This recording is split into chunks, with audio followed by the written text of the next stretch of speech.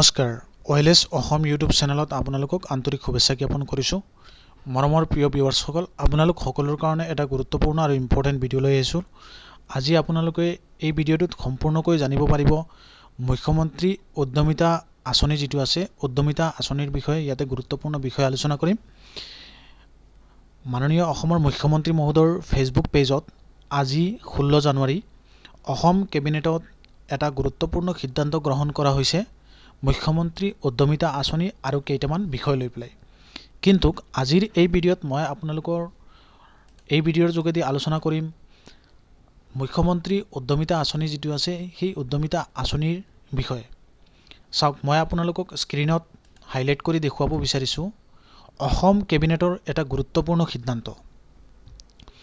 অসম কেবিনেটত 2024-25 বৰ্ষৰ বাবে মুখ্যমন্ত্ৰী মহিলা উদ্যমিতা আঁচনি, মুখ্যমন্ত্ৰী আত্মনিৰ্ভৰ আঁচনি আদি ৰূপায়ণৰ বাবে 2000 কোটি টকাৰ অনুমোদন জনাইছে।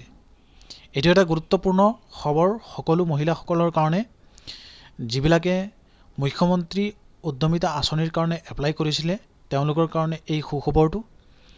মুখ্যমন্ত্ৰী মহিলা উদ্যমিতা আঁচনি ৰূপায়ণৰ বাবে নিৰ্দেশনাও অনুমোদন জনোৱা হৈছে। প্ৰাৰম্ভিক মূলধন আনুষ্ঠানিক বিতৰণ এপ্ৰিল 2025 পৰা আৰম্ভ হ'ব। 2025 এপ্ৰিল মাহৰ পৰা মুখ্যমন্ত্ৰী উদ্যমিতা আঁচনি যিটো আছে সেই আঁচনিৰ পইচাখিনি বিতৰণ কৰা হ'ব।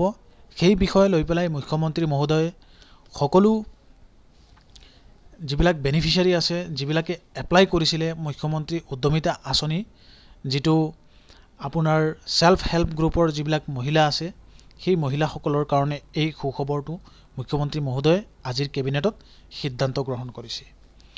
সেইকাৰণে এই ভিডিঅ'টো আপোনালোক সকলোৰ কাৰণে লৈ আহিছোঁ। আশা কৰোঁ আপোনালোক সকলোৱে এই কথাটো বুজি পাইছে।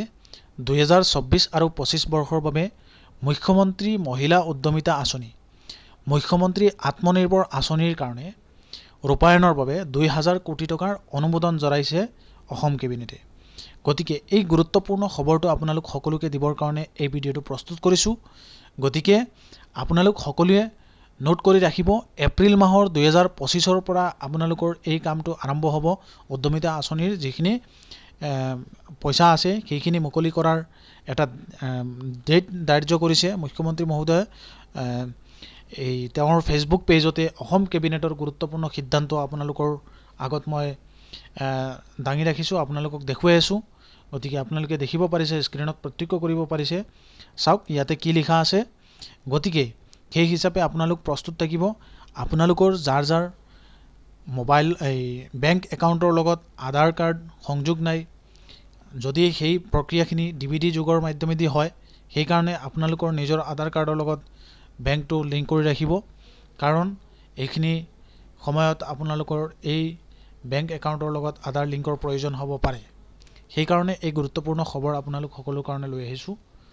যদি আপোনালোকৰ ভিডিঅ'টো ভাল লাগে প্লিজ আমালৈ কমেণ্ট কৰিব আৰু আমাৰ ওয়েলেছ অসম ইউটিউব চেনেলটো ছাবস্ক্ৰাইব কৰিবলৈ নেপাহৰিব। ধন্যবাদ।